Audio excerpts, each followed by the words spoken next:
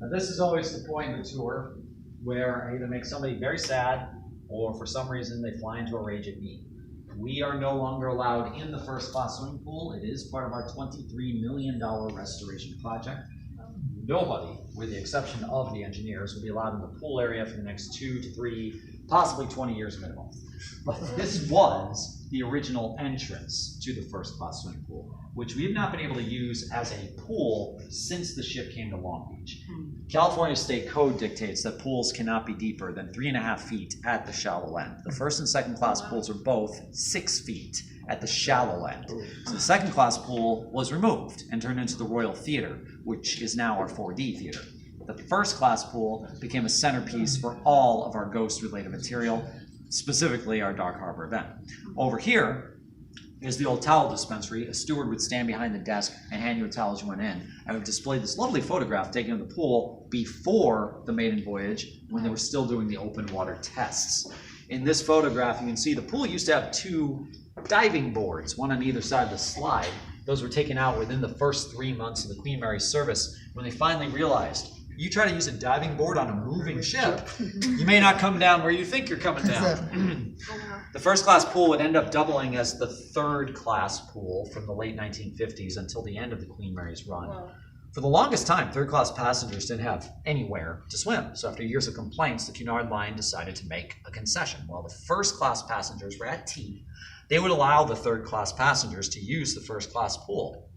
But the moment they were done, the pool was drained, cleaned, and refilled for the first class passengers. The 24,000 gallon capacity could be drained or filled in about 25 minutes. It was salt water pumped in from the Atlantic Ocean, which you would think would be freezing, but you have to consider the location of the pool. It's sitting directly above the boiler rooms. Wow. The boiler rooms can get up to 115 degrees, which made the water very pleasant. But probably our most infamous spirit is believed to haunt the first class pool. A little girl that everyone refers to as Jackie. She is somewhere between the ages of 5 and 8 years old. She's always described as a little girl in a sailor dress with blonde hair that a lot of people think was actually a second class passenger who drowned in the second class pool. But the thinking is when that pool was converted to the theater, Jackie upgraded herself to the first class pool. People used to tell us they would see Jackie popping her head around these columns or up over the railings like she was playing peekaboo or hide and seek with the guests. We had a few reports of little wet footprints coming out of the pool, walking along the deck. Some of the guests told me they thought they felt a cold little hand take hold of theirs. But the most consistent and frequent report we got anywhere on the ship was the sound of a little girl singing in this area. She's a very playful spirit. Not sure if you noticed the gigantic dome at the back of our property, but that was built specifically to house the Spruce Goose, Howard Hughes' big wooden plane. Right. That left in 1993. It was taken to an Air and Space Museum in Oregon. So now we have a gigantic empty dome. The Carnival ships that dock behind us built a small cruise terminal in there. It's also been used as a sound stage a few times. Batman and Robin with George Clooney. The scene where they were surfing in outer space was filmed in there. Pirates of the Caribbean, every time they went to Tortuga, that was Tortuga. But right before the Spruce Goose left, we had a report from a security guard doing his midnight rounds who said he walked into the hangar and saw a little girl in a sailor dress walking along the wing. When he yelled up to her, "Kid, what are you doing?" She jumped off the wing and vanished. So Jackie's not only our most popular, but apparently our most powerful spirit. But she's the only one who's been spotted off the ship.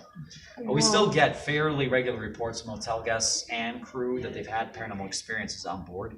I don't think a month goes by where I don't have hotel guests tell me there were shadow people in the room, or they woke up to hear the doors and dresser drawers opening and closing by themselves. Jeez. Last month, I had a gentleman tell me somebody grabbed his ankle and tried to pull him out of bed.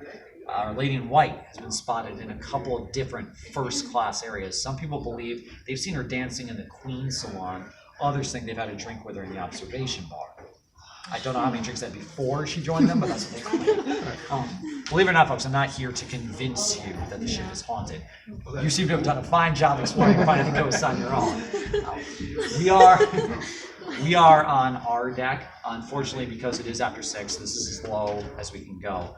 To get back to the upper decks, you have 3 options. You can walk up the first class staircase, 4 decks, take the outside elevator up to level 4. Or if you're feeling really brave, take the ship's original 85-year-old elevators back to P for promenade. If you need directions, any place specific, or you have questions, just hang out here and chat with me for a while. But before you take off on me, just want to thank you all for coming. Have a lovely evening. Is there like a picture of the little girl? No, No? actually, this is the problem with the Jackie story. It does. Oh my god. There's no record of children dying on the ship. In fact, there's no record of anybody ever drowning on the ship. This place is just amazing. What we think happened because the psychics who've come on board and told us that there's this little girl who drowned in the pool. We know this happened. Like, all right, psychics. When I was talking about the Lady in White and the War Bride Yeah. crossings, because of the National Secrets Act passed by British Parliament, the Queen Mary's entire World War II history, along with the 13 crossings where they're bringing all the new dependents, those records were sealed. No one has ever seen them. It would be very easy for a little girl, because there's so many children on board, to just find her way down in the pool and have an accident. And it wouldn't be recorded, or at least we wouldn't have a record of it. Right. So, yeah, we think, like, if it happened, she was one of the dependents who had been conceived overseas, and then unfortunately didn't make it when she was crossing over. That's horrible. You Are those wouldn't think it would records, see. they're Still soon? I think most of them are. Like, the Curacao story was declassified, I want to say in the mid-90s. Like, they finally just revealed, oh, by the way, the Queen Mary cut one of our own ships in half. Whoops. Yeah, because that was locked down. That was under vault and key for Yeah, I can years. understand. I don't understand why they would seal the brides. I don't know. Yeah, I don't know why that was added to it. It was like, nope, no record of this happening. Did someone die with the nose office when people get sick?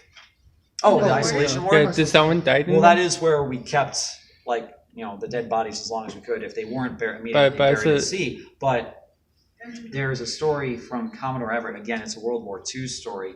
That apparently there was this young soldier who was dying in the isolation ward. And I guess clergy was on board. There was this nun that was just by his bedside the whole time. And Everett says that, like, I guess according to the tale, is that this nun was just by his bedside praying, like, really intently for hours. Like, I don't even remember how long it's supposed to be, like 9 hours straight. She's just praying at the side of his bed because he's really in bad shape. Like, he doesn't look like he's going to make it. Yeah. And then, like, however long it goes on, eventually the nun just collapses dead. And then the soldier wakes up, like, fine. Like, and that's like that's a story that people have passed around that Commodore Everett shared with us. So that room is really haunted. Yeah. I feel sad for the nose. Wow. Thank you. Thank you very much. Thank you.